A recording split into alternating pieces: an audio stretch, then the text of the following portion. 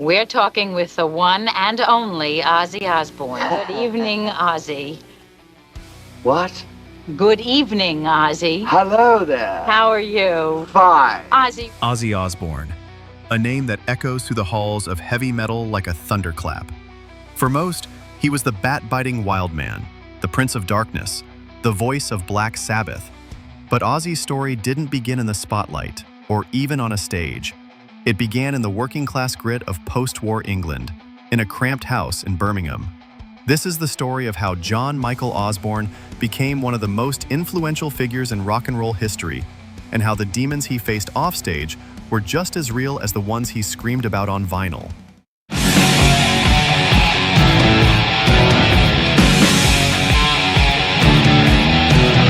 Ozzy Osbourne was born on December 3, 1948, in Aston, a rough industrial suburb of Birmingham. I know we all come from Birmingham, Aston precisely.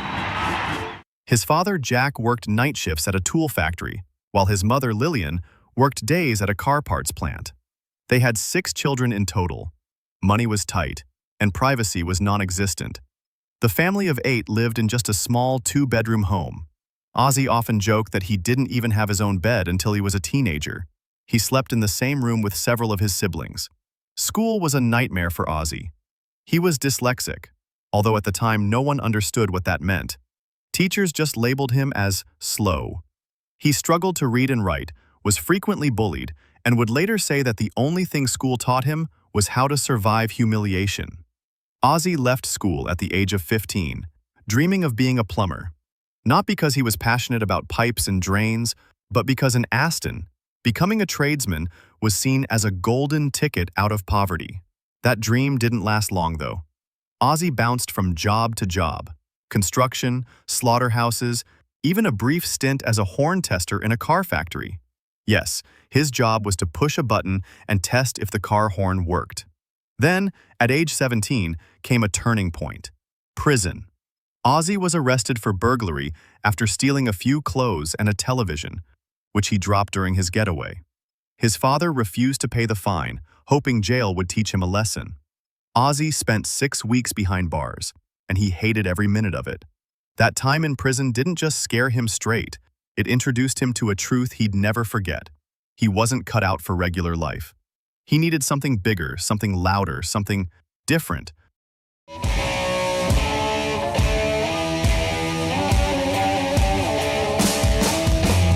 By 1967, Ozzy had decided he wanted to be a singer. He placed a notice in a local music shop: Ozzy Zig needs gig. When you were forming Black Sabbath, you were looking for a lead singer and spotted an ad from Ozzy Osbourne in a music store? It is, yes. Is that the way, is that true? Yes, it is true. I mean, Ozzy was at school in a younger year than me. Yeah. With me. But I didn't really associate with him at school. And we were looking for a singer, Bill and myself, the drummer, and we went around the music shop and we saw this ad: Ozzy Zig requires gig. Oh. I said to Bill, I know an Ozzy. I said, but it can't be him. Can't be the same guy. And sure enough, we went round to the address of the house and knocked the door, and his mother came. John, it's for you. Yeah. And I saw him walking up the hall, and I said to Bill, forget it. Enter guitarist Tony Iommi, bassist Geezer Butler, and drummer Bill Ward, 3 local musicians who had just parted ways with their own band. At first, they called themselves Earth. They played bluesy rock, trying to imitate what bands like Cream and the Yardbirds were doing. But something wasn't clicking. Then came a pivotal moment. Across the street from their rehearsal space was a movie theater. One day, they noticed that lines stretched around the block for a horror film. That's when it hit them. People like being scared. Because the rehearsal place where we were rehearsing was across the road from a movie house. We just looked at a line of people waiting to go in to see this horror movie, and we thought, isn't it funny that people pay money to get the pants scared off them? And we just thought, why don't we try and do that, put that kind of a theme to music, and it just developed from there, really. So they leaned into the dark, the heavy, and the eerie, blending Ozzy's haunting voice with Iommi's detuned, sludgy guitar riffs. They renamed themselves Black Sabbath, after the 1963 Boris Karloff horror movie. The darkness of their music wasn't just a gimmick, it was a reflection of their environment. Birmingham in the late 60s was a gray, soot-covered landscape. Iommi had lost the tips of 2 fingers in a factory accident and had to create custom thimbles to keep playing. They weren't inventing horror, they were surviving it. Gathered in their masses, just like witches at black masses. Ozzy's voice was unlike anything people had heard. It wasn't traditionally beautiful, but it had something better: power and presence. Black Sabbath's self-titled debut in 1970 opened with rain sounds and the tolling of a church bell. And then came that riff, 3 notes that changed rock music forever. They released Paranoid later that same year, with hits like Iron Man and War Pigs.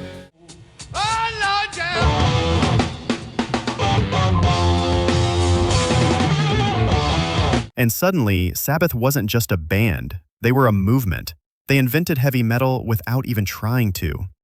And yet, Ozzy didn't see himself as a revolutionary. He once said, "I'm just a singer in a rock and roll band. I'm not a prophet. I'm not a savior." But he was a survivor.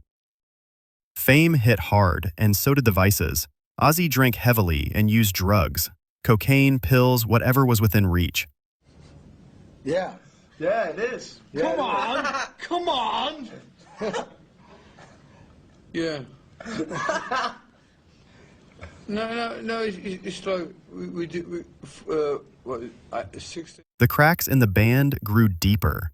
Tension and conflicts arose between the band members. The relationship between Osbourne and Iommi became especially contentious. In 1979, Black Sabbath did the unthinkable. They fired Ozzy Osbourne. Leaving a band is like a divorce. It's And it just is. like getting divorced. Their reasons involved Ozzy being unreliable and having excessive substance abuse issues. Although Ozzy maintained that his alcohol and drug use was similar to the other band members, most people thought it would be the end for him, but it was just the beginning.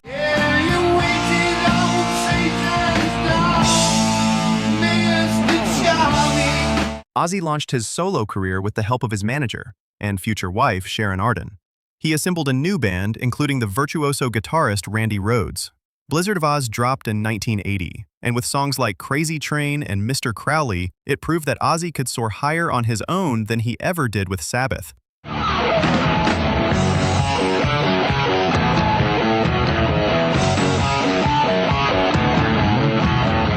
And yes, there's the infamous bat incident. In 1982, someone threw a dead bat on stage. Ozzy, thinking it was rubber, bit into it. It was real. He had to get rabies shots. What actually happened was I get a lot of weird people at my concerts, like, you know, it's kind of rock and roll, you know.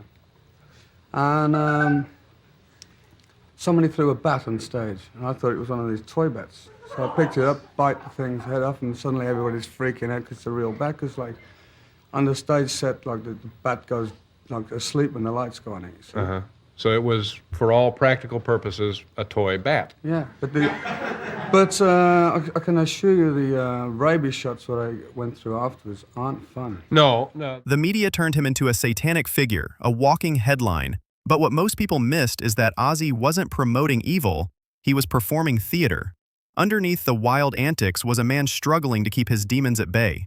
In March of 1982, his close friend and bandmate Randy Rhoads was killed in a plane crash. He was in a small aircraft piloted by the band's tour bus driver and crashed while performing low passes over the band's tour bus. While on tour in Florida, Ozzy's band made a pit stop at the home of millionaire Jerry Calhoun, decked out with an airstrip and airplanes. The tour bus driver, Andrew Aycock, was also a pilot who convinced Randy and the group's makeup artist, Rachel Youngblood, to take a quick flight on a small Beechcraft. He thought it would be funny to repeatedly buzz Ozzy's tour bus. You know, freak everybody out. While some members of the Ozzy Osbourne band slept in their tour bus parked next to the house, the other 3 buzzed overhead, circling the bus 3 times. On the 4th time, they didn't make it. After the 4th pass, he tipped the bus on the opposite side and it nosedived into the home. The home then burst into flames, and killed were the band's lead guitarist, hairdresser, and bus driver. It shattered Ozzy. He fell into a deep depression and contemplated quitting music entirely. But he didn't. As the years rolled on, Ozzy became less of a cautionary tale and more of a cultural icon. The 2000s saw a new generation fall in love with him through the MTV reality show The Osbournes. Suddenly, the Prince of Darkness was also the hilarious, stumbling dad who couldn't work the TV remote.